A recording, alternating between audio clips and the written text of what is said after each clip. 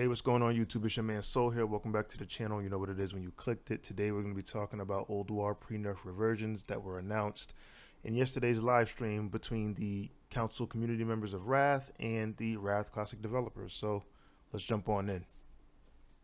So before I start, I want to say I think it's really important that if you haven't seen this section of the stream from yesterday, I think you should go check it out because it's really important to get the full context of the philosophy of their development, how they feel about certain things, how they feel about testing and stuff like that.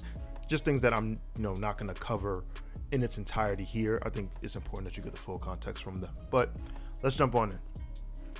So first things first, we have Algalon's hit mod increase equating to him hitting harder. Now these words are coming straight from Tim Jones, who is the developer working directly on these pre-nerfs and going through all of the patch notes and all of the undocumented changes. So coming straight from him, not me. Don't shoot the messenger. But anyway, Algalon hit mod increase. The reason why I worded it as hit mod is because that's the way he worded it. Because originally, like if you look at hit mod, that can mean anything. That can mean attack speed. That can mean hit chance increased. That can mean him just hitting harder. But because he said Algalon's going to be hitting harder, I just put that there. The next is Razor Scale. Razor Scale can do Flame Buffet again. So apparently Flame Buffet was removed from Razor Scale's move pool, but it will be added back in the pre-nerf version. For those who don't know, Flame Buffet was just a debuff that made you take increased damage. So basically what that means is, your tanks is going to die at some point if they get too many stacks of this debuff. So should be pretty interesting. Next is Vezax. He's going to have way more health in both 10 and 25 man, and he's going to hit harder.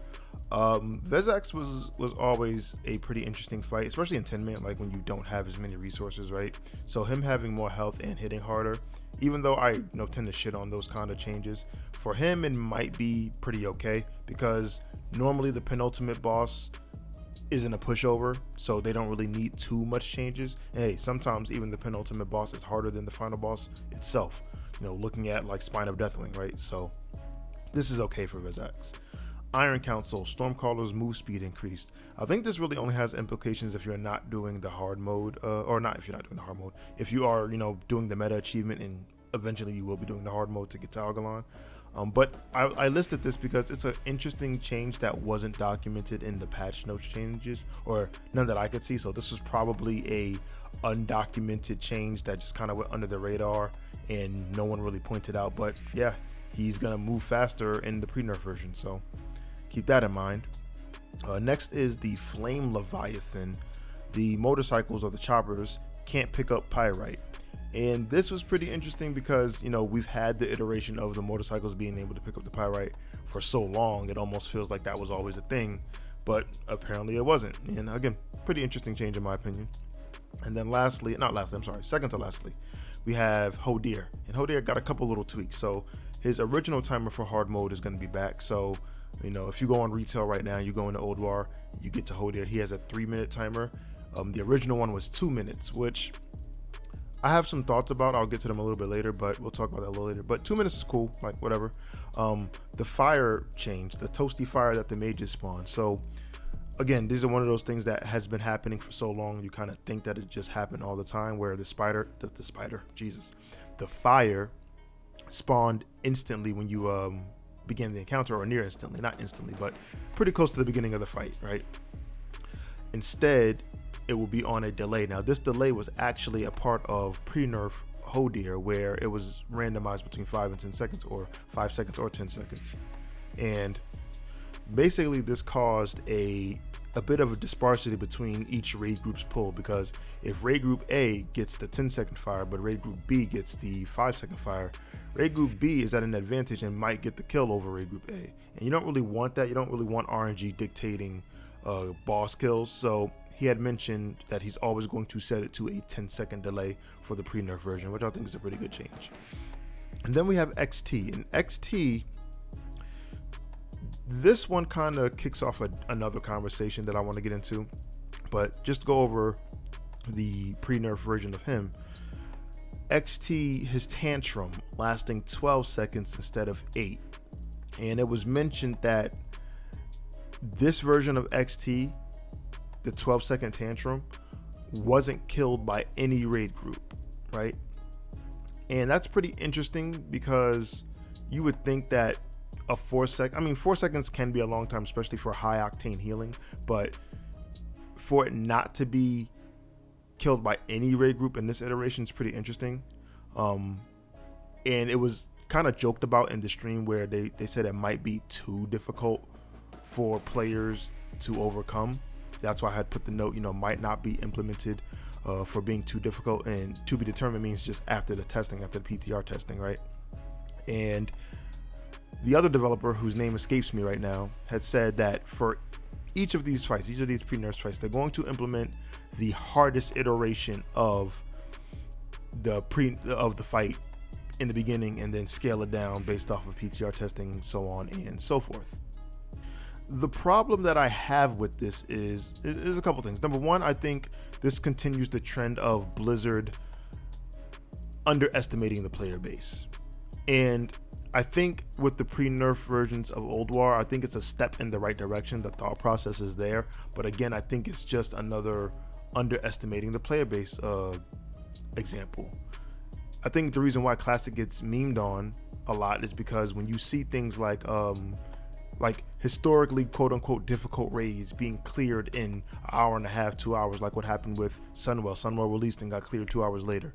Nax from Vanilla got cleared like 45 minutes later. And then people go, Classic is supposed to be hard, or these raids are supposed to be hard, or whatever.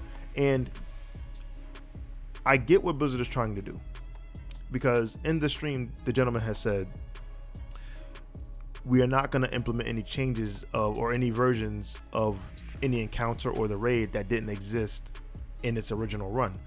And I get that, because that plays to, its authenticity. You really can't call it Ulduar if, Yogg-Saron magically spawns Ragnaros, right? If that happened, then that's not really Yogg-Saron. That's some new Yogg, right?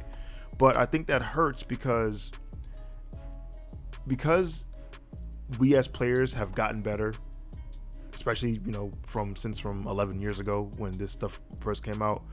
We have so much more information. We have access to so much more information. I can literally go on a Discord right now and ask a moderator or ask veteran players how to do something, and I'll get information from many different sources like that.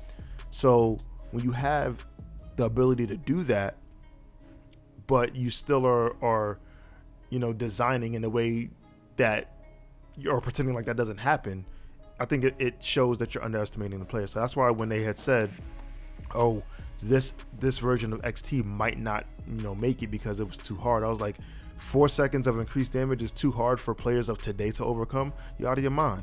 You're out of your mind. You're out of your mind. People are just gonna stack this priest and laugh at you and say this was supposed to be too hard. Get out of here. So that's why I think they're underestimating the player base. And that leads me to my next point of, does any of this matter? Does any pre-nerf version, does any quote unquote difficult thing from any of the previous expansions matter?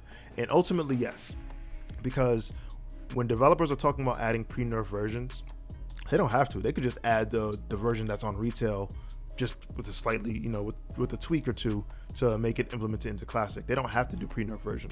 So I think Blizzard is aware of the speedrunning community style that has developed in Classic. I think they're aware of the challenge that people keep asking for in Classic, but they still have some reservation to go full send. I mean, I think they tried it with Season of Mastery. They tried to implement these changes and these new boss mechanics and these revisions and stuff like that. I don't want to say it fell on its face, but I don't think they got the reaction or the response that they wanted from it, to be quite honest. And I think we're seeing a little bit of that here. I think just giving Razor Scale Flame Buffet again isn't really gonna phase anybody, to be quite honest. It doesn't phase me at all. So what? You got a fire debuff. All right, kill it faster. Press more buttons, everybody.